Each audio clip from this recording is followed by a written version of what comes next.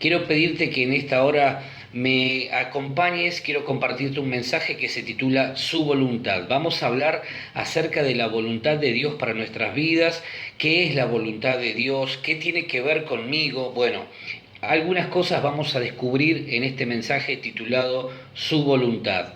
Mateo 26, versículo 42 dice: Otra vez fue y oró por segunda vez, diciendo: Padre mío, si no puede pasar de mí esta copa sin que yo la beba, hágase tu voluntad.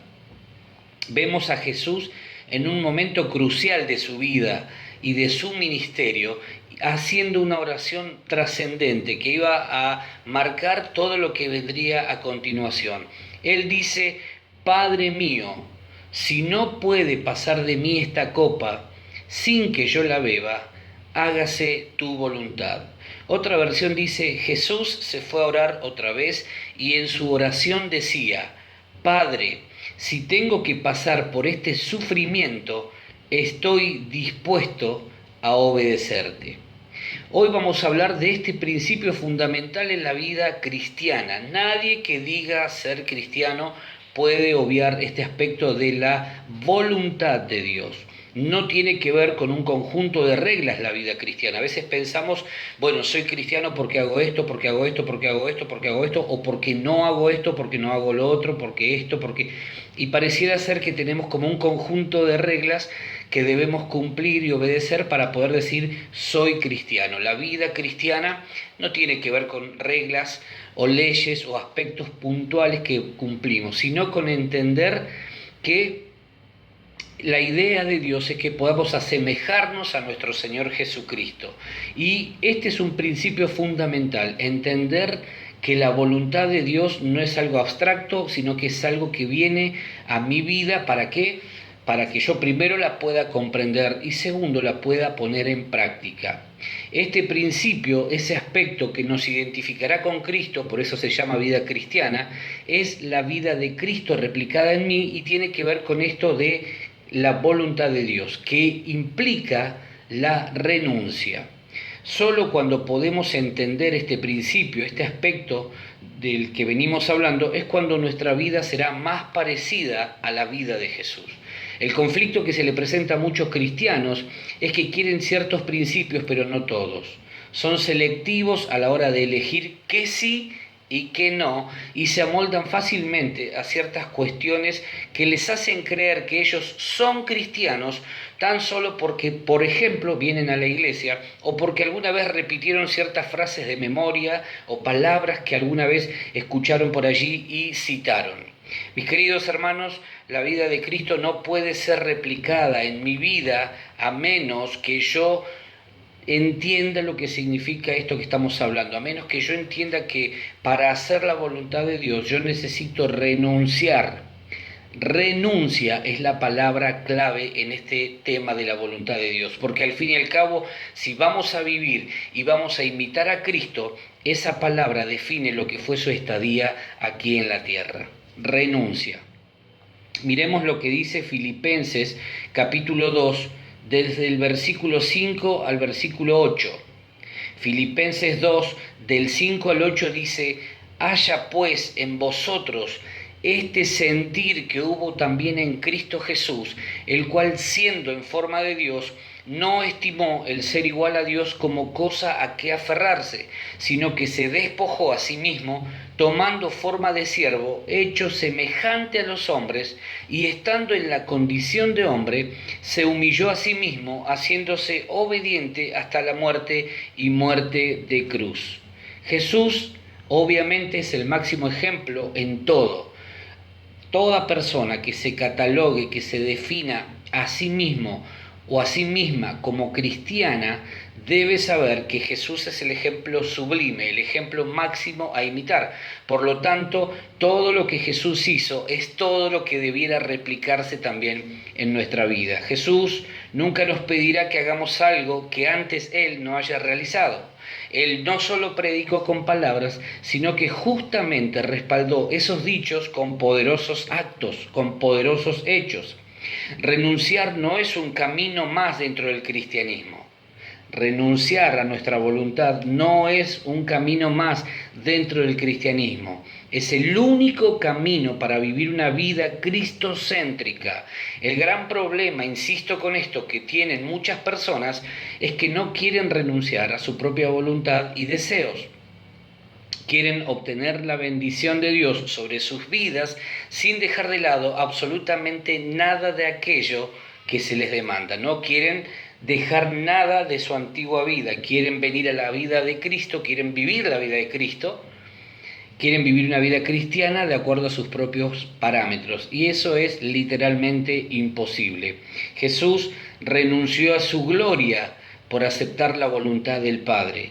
Renunció a su condición divina por parecerse más a nosotros y cumplir así con la voluntad de su Padre. Jesús fue una persona que constante y continuamente iba renunciando a todo aquello que, por ser el Hijo de Dios, le correspondía.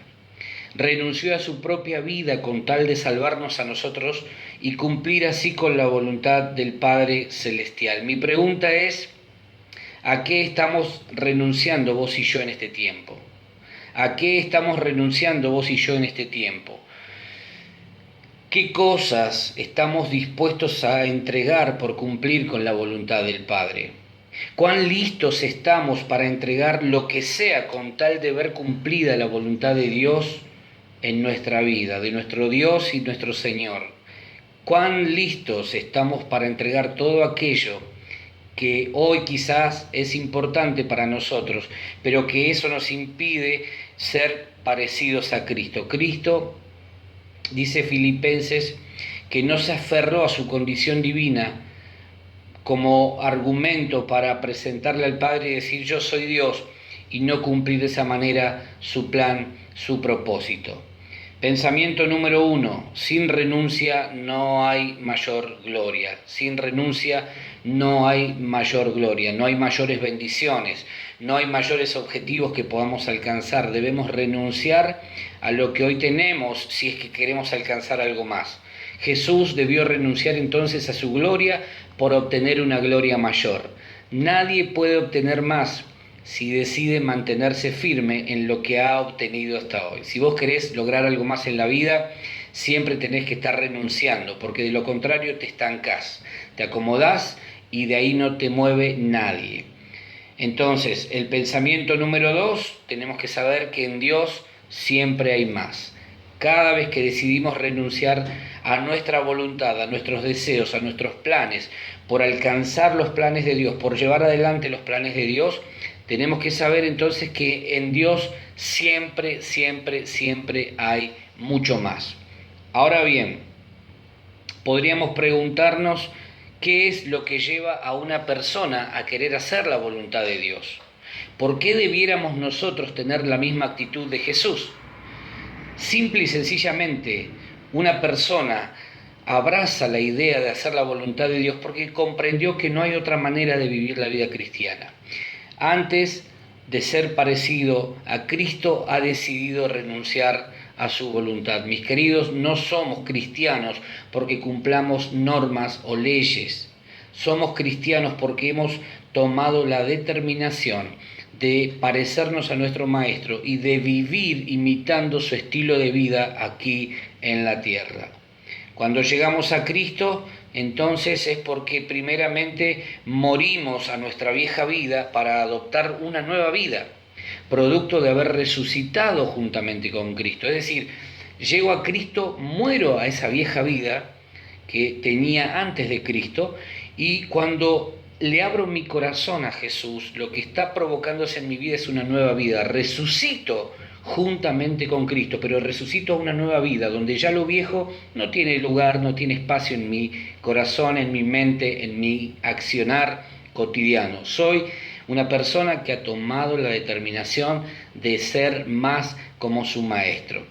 Esa vida es una vida totalmente diferente a la que nosotros conocíamos. Ahora es una vida basada en los principios del reino de Dios, y la vida que se manifiesta o debiera manifestarse es la vida de Cristo en nosotros.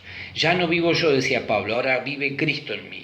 vive Cristo en mí. Entonces, todo lo que se expresa en mi vida o a través de mi vida es el mismo Cristo, Cristo en mí, Cristo en mí. Por lo tanto, ya no es nuestra voluntad la que realizaremos, sino la voluntad de aquel que ahora vive en nosotros.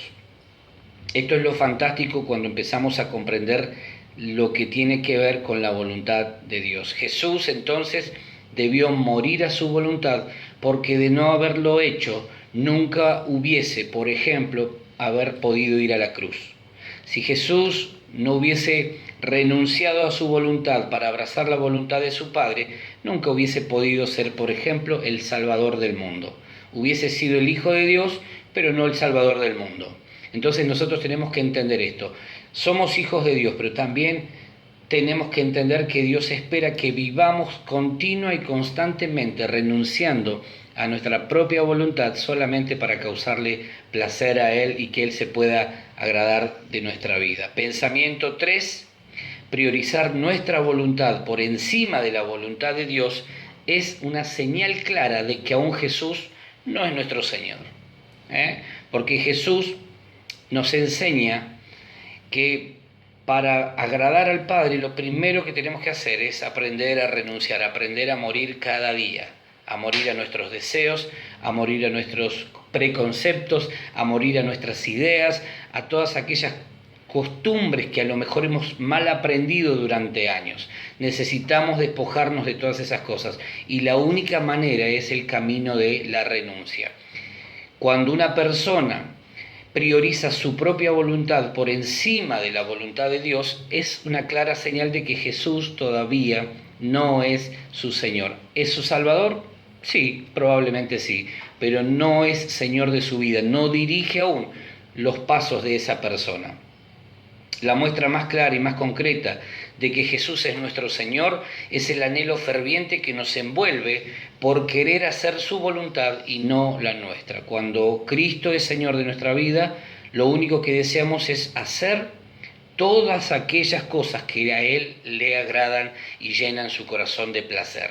Jesús, siendo quien era, no consideró su lugar de privilegio como algo a lo que pudiese aferrarse o lo que pudiese detener en él anhelo ferviente de cumplir con la voluntad de su Padre. Jesús no consideró su posición como algo que lo pudiese frenar, no permitió, no dejó que su posición fuera un obstáculo en el deseo de alcanzar y hacer y realizar la voluntad de su Padre. No permitamos nosotros que haya alguna otra cuestión que se interponga entre nosotros y la voluntad de nuestro Padre. Eliminemos de nuestra vida todo aquello que pueda condicionar la realización de la voluntad de Dios en nuestra vida. Liberémonos de todas aquellas cosas que nos puedan estancar o condicionar.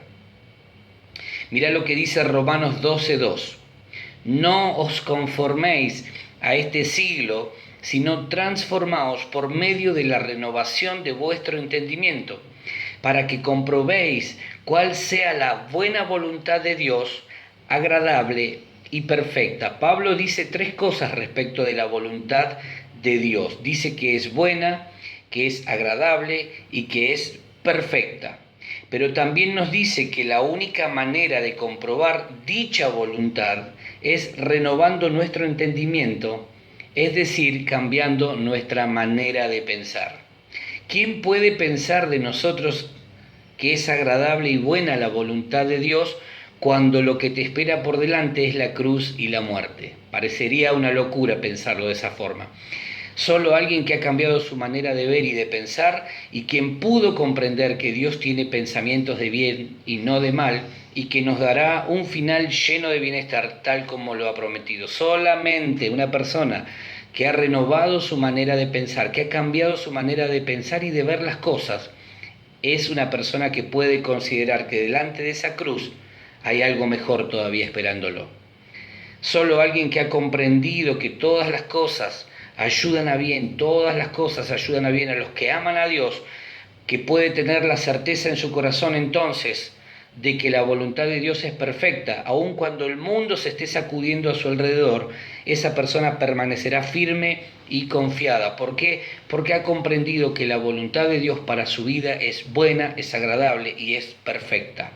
Dos cosas que necesitamos agradar o dos cosas que necesitamos comprender acerca de la voluntad de Dios. Número uno, solo dentro de la voluntad de Dios encontraremos plenitud. Solo dentro de la voluntad de Dios vos y yo vamos a encontrar plenitud de vida. Mirá lo que dice el Salmo 40, versículo 8. Dice, el hacer tu voluntad, Dios mío, me ha agradado, y tu ley está en medio de mi corazón. El hacer tu voluntad, dice el salmista, me ha agradado, y tu ley está en medio de mi corazón. El salmista declaraba entonces que el hacer la voluntad de Dios a él le causaba algo, era algo grato para él, era agradable, era bueno. Para aquel que conoce a Dios, hacer su voluntad es su más alta meta en esta vida. Una vez que vos y yo conozcamos o conocemos la voluntad de Dios, lo único que nos queda es cumplirla. No podemos vivir sabiendo cuál es la voluntad de Dios para cada uno de nosotros y no llevarla a cabo. Ninguno de nosotros debiera ignorar esta verdad espiritual del reino de los cielos. El hacer la voluntad de Dios tiene que ser en tu vida y en la mía la más alta meta. Cualquier otra meta nos va a llenar de frustración, a lo mejor la alcancemos, pero nunca va a permitir que podamos experimentar la plenitud que viene a nosotros cuando hacemos de la voluntad de Dios nuestra meta más alta. Entonces, ninguna persona puede manifestarse como cristiano o cristiana si no ha tomado la determinación de hacer de la voluntad de Dios su más alta meta y realidad en su vida. No existe aquel cristiano o cristiana que dice que es tal sin antes haber entendido que lo que va a manifestar esa realidad es el haber abrazado la voluntad del Padre, la voluntad de Dios, y llevarla a cabo. No alcanza con saber cuál es la voluntad de Dios, es necesario hacer, realizar, llevar a cabo esa buena, agradable y perfecta voluntad de Dios. Podremos hablar o decir muchas cosas, hacer especulaciones o conjeturas, pero si no hacemos la voluntad de Dios, entonces nuestro cristianismo es solo una pésima copia del original. Si no practicamos, si no llevamos a cabo la voluntad de Dios por medio de nuestra vida, entonces estamos muy lejos de imitar a nuestro Señor. La segunda cosa que tenemos que comprender, además de que la voluntad de Dios es agradable y nos da plenitud de vida, es que Dios solamente está comprometido con su voluntad. Dios no está comprometido ni con tus deseos ni con mis deseos. Dios no está comprometido ni con tu voluntad ni mi voluntad. Dios no está comprometido con tus caprichos o los míos. Dios solo está comprometido con su voluntad.